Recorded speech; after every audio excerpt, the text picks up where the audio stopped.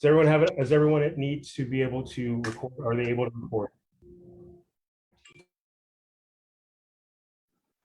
Yeah, I'm good. Thanks. Thank you, Rick.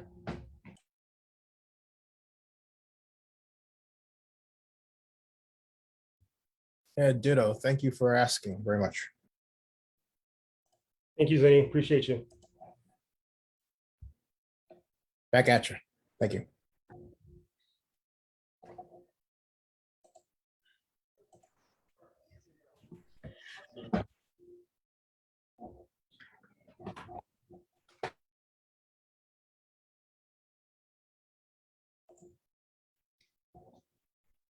Okay, good afternoon, everyone. Thank you for joining us. My name is Kim Armstead, Public Information Officer with the Oakland Police Department. Today, Oakland Police Chief LaRon Armstrong will be providing an update regarding the homicide of Kevin Nishita. Chief Armstrong is joined by Oakland Police Homicide Lieutenant Frederick Chavies, Acting United States Marshal Mark Kolk, and Assistant District Attorney Michael Nieto. We will hold all questions until everyone has had a chance to speak. I'll now turn it over to Chief Armstrong. Thank you. And thank you for being here today. For so many months, we've been saying that we wanted to make some headway on the Kevin Nishita homicide. And so we are grateful today to be able to come before you and I believe bring some positive messages to the community as well as the family and friends of Kevin Nishita. First, I'd like to start off by saying my true appreciation for all of the Oakland residents that have provided information that helped us solve this case and bring people to justice, but also those from the city of San Francisco as well, who also brought forth information that was very instrumental in this case. Understanding that the individuals responsible for this crime, we wanted to make sure that we did a thorough investigation and make sure that we examine all the evidence so that we can identify those responsible. And so today, I want to announce the 2 arrests that have been made in the Kevin Nishita homicide. Shadiah Mitchell was taken into custody by the U.S. Marshals in the city of San Francisco on Wednesday, and he has been charged by the district attorney's office with homicide. The second suspect, an individual named Herschel Hale, was taken into custody on February 9th. He was in custody in the city and county of San Francisco jail, where we went to add the additional charge of homicide charged by the Alameda County District Attorney's Office as well. So he will remain in custody with that charge. Today, we also have information and need the public's help with locating the third suspect who is not in custody, LaRon Gilbert. This individual has been charged with homicide. The U.S. Marshal and others are helping us try to locate this individual, but we also are seeking the public's help in locating this individual who's responsible for this homicide as well. I just want to thank the U.S. Marshal for their help and their diligence in following up and apprehending this dangerous individual. I also want to thank the district attorney for their due diligence in charging this case. And again, tremendous thanks to our community for stepping up. When I asked for help and asked for information to help us solve this case, you did. That led to the arrest of these individuals. We look forward to coming back in the future with an update when we arrest Mr. Gilbert. With that, I'll take any questions that you might have. And Lieutenant Chavies, our homicide commander, is here as well. Chief, sorry, one quick second. We're going to turn it over to the U.S. Marshals first. I apologize. Good afternoon, everyone. Mark Holk, I'm the acting U.S. Marshal for the Northern District of California. As Chief Armstrong mentioned yesterday, U.S. Marshal Service Pacific Southwest Regional Fugitive Task Force, with the assistance of the San Francisco Police Department, arrested Shadiah Mitchell, who was wanted in connection with the death of Kevin Nishita in November of 2021. The task force is comprised of federal, state, and local law enforcement officers who combine their resources and work daily to apprehend violent fugitives from justice like Mitchell. We're very grateful for the strong working relationship with a number of our partners, especially the Oakland Police Department and the San Francisco Police Department. We're grateful to have been able to assist the Oakland Police Department in a case that hit so close to the public, the media, and the law enforcement community. And we're also grateful for the assistance of the San Francisco Police Department in making the arrest of Mitchell. All right, we're going to turn it over to Ms. Nieto with the DA's office. Good afternoon, everyone. My name is Michael Nieto, and I'm an assistant district attorney with the Alameda County District Attorney's Office.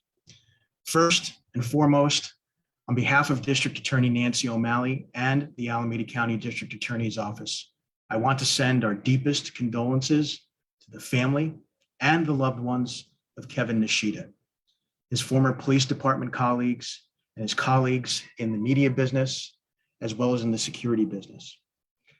I want them to know, and I want all the victims and witnesses to know, including Mr. Tuck, that our Victim Witness Assistance Division will be standing by to assist them as the case moves forward.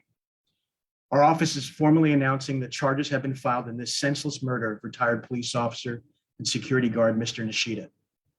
All three defendants, LaRon Gilbert, Herschel Hale, and Shadahaya Mitchell, have been charged with murder, attempted second-degree robbery, and assault with a semi-automatic firearm. All three defendants have also been charged with a special allegation of felony murder, with defendant Shadahaya Mitchell as the actual killer.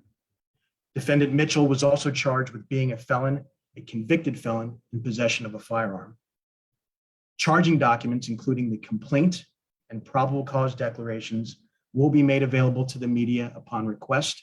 If you have such a request, please email damedia@acgov.org. The arraignment for defendant Shadahaya Mitchell is set for tomorrow, Friday, March 18th, in Department 702 at the East County Hall of Justice in Dublin, starting at 8:30 a.m. Defendant Hale's arraignment has not yet been scheduled. As Chief Armstrong referred to, he is in custody in San Francisco. On behalf of District Attorney Nancy O'Malley and the Alameda County District Attorney's Office, I also want to thank our law enforcement partners, all of them, but specifically the Oakland Police Department and the U.S. Marshals Service for all of their hard work on this case. Because this is now a pending case, the Alameda County District Attorney's Office will not be making any further comments about the facts of the case. Thank you. Thank you, sir. Appreciate it. Now we're going to go to questions. I ask that you use the raise your hand feature to ask your question, or you can type them in the chat. We will direct the questions as needed. I see, Zinni, your hand is up. You have the first question, sir. Thank you very much and good afternoon. Regarding the suspect at large, when was he last seen or spotted? Zinni, we won't go into specifics of where he's seen, because obviously we use things to follow up to see if that person does return to those locations. But I will say that the individual was in custody a couple of months ago, was released from custody. At that time, he was not charged with this homicide. He was in custody for unrelated charges, and we know that, but the investigation was not at a point for charging at that point. And so we have been tracking his whereabouts, and we are continuing to pursue all leads that we get. But again, we have not located him yet. Thank you. And just a quick follow-up. If someone does spot him, what do you want them to do? It's an obvious question, but I just want it out there for consumption. Yes, they should call our emergency number. We consider this person to be dangerous. And so we would like them to call 911. Let us know that it's the person that the Oakland Police Department is looking for, and we'll send officers. Yeah, thank you. Okay, the next question goes to Jacob Rogers. Yeah, thank you so much for the time. Wanted to check, was curious for a little more details about, how you were able to make these arrests. It'd been about almost 4 months or so since this shooting happened. I mean, was this a result of any info that came in through the reward? Will that reward be paid out? How many tips did you receive in this? And really, I'm kind of curious for a few more details about some of the challenges you faced, as well as how you were able to make these arrests. I'll say I won't get into specifics. Like Mr. Nieto said, this is an ongoing case that we don't want to talk about things that may come up in some type of future proceeding. I'll just say that we did get tips that helped us identify the vehicle. We did get tips on possible locations of the suspects. We have been sharing that information with our law enforcement partners, including the U.S. Marshal, and so as well as our teams. But also I want to give tremendous credit to our homicide detectives who took on this case. that the relentless follow-up that they did, the around the clock following up on all of that information that the public was bringing forward. I think that truly is what led to this announcement today. And to the Nishita family, who I've spoken to his wife, I committed that we would do everything we could to identify the people responsible. And so it is rewarding today to be able to come before her and the family and friends of Mr. Nishita and say that we have identified those individuals and they are being brought to justice. All right, Chief, I'm going to the chat here. This question is from KCBS. The chief mentioned thanks to the community. Can he please expand on how that worked out? Yeah, we provided photos early on through the media of the vehicle that we believe was involved in this crime. Community members immediately started to share with us who that vehicle belonged to, the individuals that may have been associated with that vehicle. That was tremendously helpful in this investigation. Where that vehicle was last seen, when the vehicle was parked in certain areas, that information was shared with law enforcement, and we were able to follow up on those leads. So I think give an incredible amount of appreciation to community, because that vehicle was outside the city of Oakland, and even in other cities, community members brought forth information so we would know where to go look for that vehicle at. And that was a tremendous help. The next question is for the DA's office. Henry, I'll actually let you ask that question. We'll get to your other question later, but Henry, go ahead. Yeah, if you guys can hear me, Assistant DA Nieto confirming no special cert alleged. Is it because any robbery was not completed, that it's an attempt robbery only? Not for that reason, but you're correct that no special cert was alleged, but not for that legal reason, different legal reasons. Okay, all right. Thank you. I see a question in here from Corey again, KCBS. Corey, go ahead.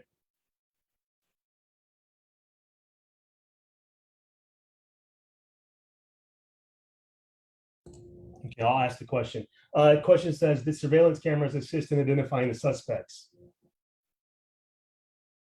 I won't get into specific surveillance cameras or what surveillance evidence we have, but I will say that camera evidence, video evidence was instrumental in identifying the vehicle and the individuals associated with the vehicle. So I think that type of information was key in helping us identify these individuals, as well as the car, the make and model of the vehicle. All of that was helpful. Thank you, Chief. Jacob, I'll come to you in a second. Does anyone else have any additional questions about this current case that we're talking about? Please, again, use your raise your hand feature and we will call on you, or you can also use the chat. Jacob, go ahead. Yeah, thanks. I just wanted to be sure, back in December, there were a couple arrests, I believe, somewhat connected to this case. You mentioned that Gilbert had been arrested or had been in custody as a couple of months ago. Not in relation to this case. Was Gilbert, detained back in December as part of those initial arrests? And can you provide more details about that, please? Gilbert's arrest several months ago was not related to this particular case. We, obviously were looking at following up on leads that connected Gilbert, but we weren't at a point where we were able to bring forth that case at that time to the district attorney's office for charging. I will say that his, obviously while he was in custody, he at some point was released, and at that point the case was still not charged. And so I think it was just a timing thing, but I really do believe that it won't be long before we apprehend him. Or just a quick follow-up question. Can you provide details on what he was in custody for back then and where that was? Lieutenant Chavis is here. I can't recall the exact charge that he was originally in custody for, but I can say that I believe it was in another county jail, but I'll let Lieutenant Chavis speak to that. Thank you, Chief. So yes, Mr. Gilbert had been arrested on an unrelated parole violation charge. Thank you, Lieutenant. Going back to the questions here, we have a question that says, any priors on these suspects? Were they known to OPD? I'll let Lieutenant Chavis speak to their history.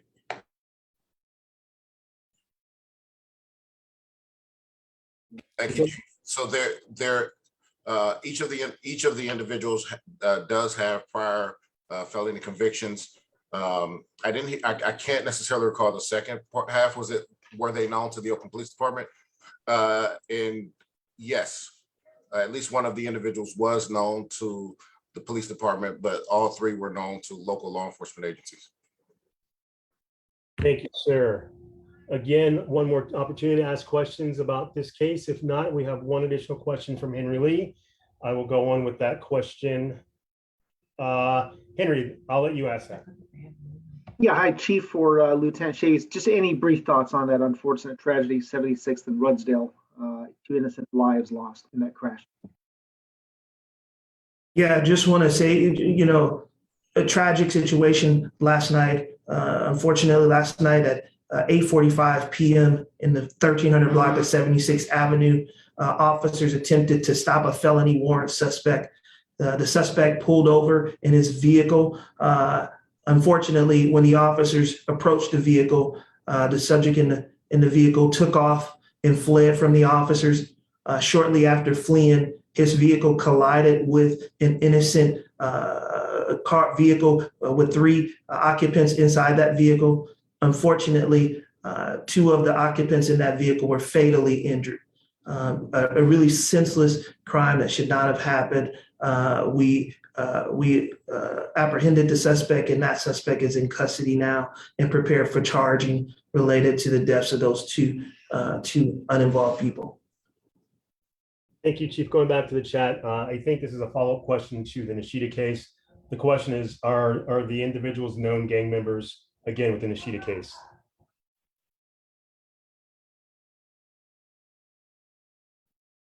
Lieutenant Shavy. So yes, we do believe that the individuals are associated with a criminal street gang out of the city of San Francisco.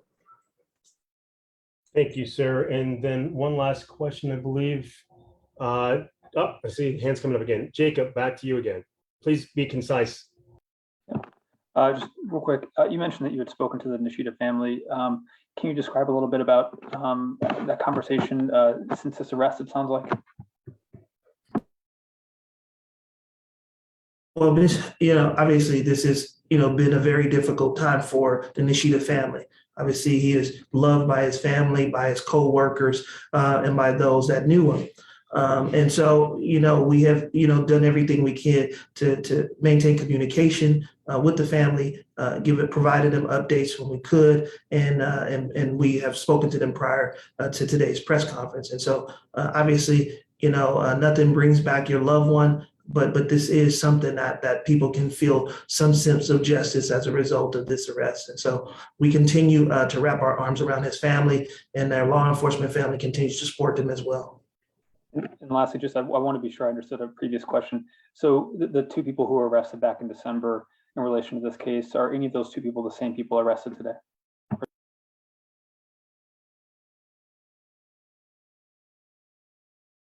Jacob, you kind of cut out, so I'm sorry. Go ahead, Lieutenant.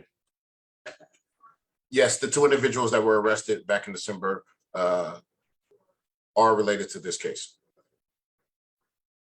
Thank you. The next question, Kenny Choi is asking. Kenny, go right ahead, please.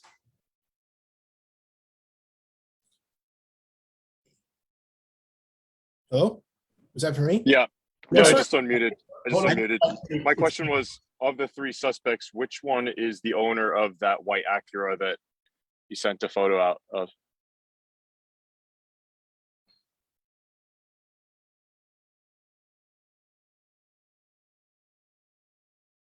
I'm not sure if we're answering that. The question was, are we saying who the owner of the Acura is?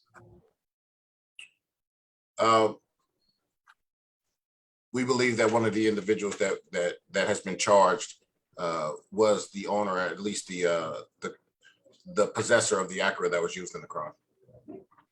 Thank you, sir. Mike, I see your hand up, or excuse me, you have a question here in chat? Yes, I do. I'm wondering if any of the suspects were involved in any previous media robberies.